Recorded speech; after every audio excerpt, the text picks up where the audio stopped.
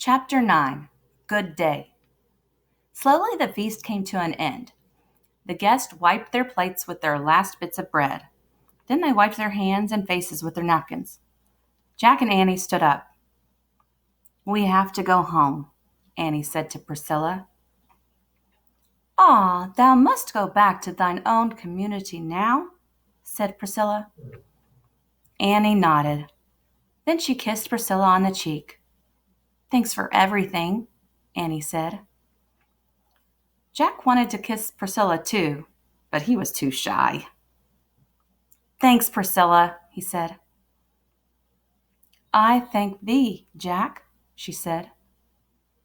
Then she leaned over and kissed his cheek. Jack felt his face grow red.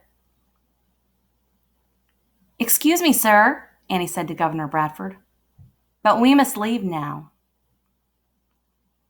"Oh, but we have not yet taught thee how to grow corn," said the little girl Mary. Squanto stood up. "Come," he said. "I will walk Jack and Annie back to the forest. I will teach them." "Oh, thou dost not have to do that," Jack said quickly. He feared that once they were alone, Squanto would figure out they'd never met before. But Squanto only smiled and waited for them to follow. "Bye, everyone," said Annie, waving. Jack waved too. All the pilgrims in Wampanoag waved back at them. The skinny dog barked.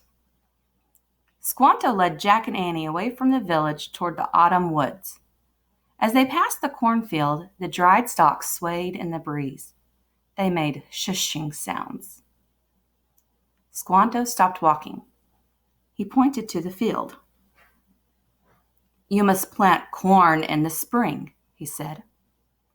"Put the seed in the ground where the oak tree bud is as small as a mouse's ear.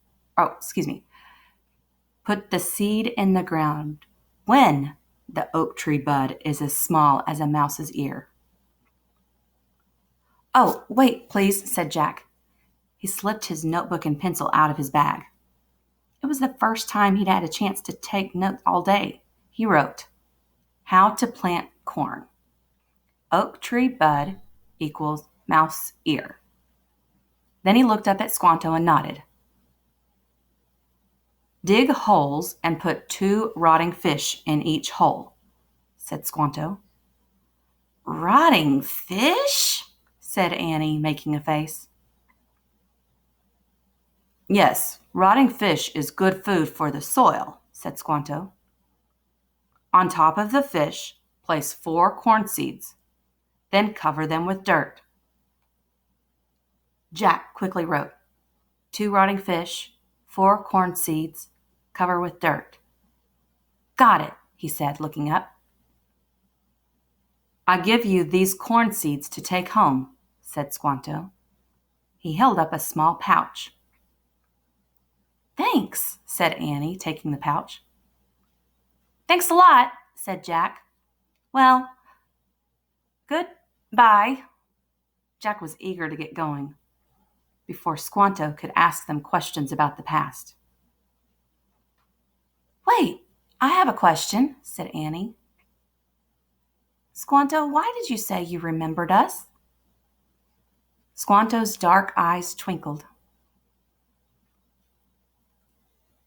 "I did not say I remembered you," he said. "I only said I remember." "What did you remember?" asked Annie.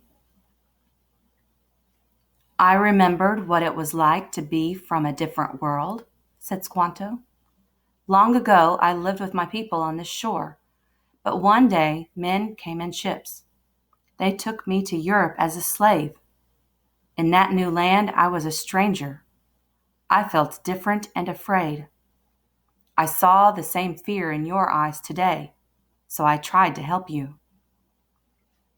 Annie smiled. "We thank thee," she said.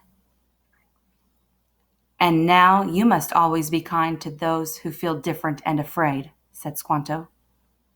"Remember what you felt today." Indeed, said Jack. Before closing his notebook, he added one last thing. Be kind to those who feel different and afraid. Squanto bowed. Good day, Jack and Annie, he said. Good day, they said. Squanto turned and headed back to the village. The sun was setting. All of Plymouth was lit with a fiery light. It really was a good day, said Annie. Yeah, it was, said Jack. Annie sighed. Ready to go home? She asked. Indeed, Jack said. They started running through the woods. Their feet crunched through the red and yellow leaves. They scrambled up the rope ladder into the treehouse. From the distance came the sounds of the pilgrims singing a hymn and the Wampanoag beating their drums. Annie picked up the Pennsylvania book. She pointed at a picture of the Frog Creek woods. I wish we could go home, she said. Goodbye, Priscilla, Jack called. Goodbye, Squanto, said Annie. Goodbye, everyone.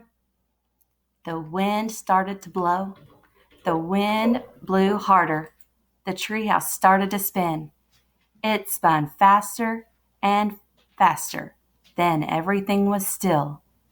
Absolutely still.